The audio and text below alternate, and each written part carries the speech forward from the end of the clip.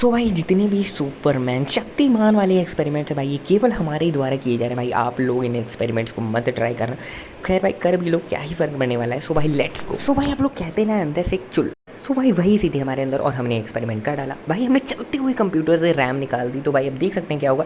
Simply कुछ नहीं होता है भाई, कंप्यूटर की स्क्रीन ब्लो हो जाती है और भाई ये वेक करता है कंप्यूटर के दर्द को, कि भाई कंप्यूटर को हल्का हल्का सा दर्द होता है, और भाई हमको तो मज़ा से ही आ जाता है। और भाई इस पर नो सिग्नल शो होने लगता है। लेकिन आप ऐसा एक्सपेरिमेंट मत ट्राई करिएगा, हो सकता है कोई भी प्रॉब्लम हो सकती है।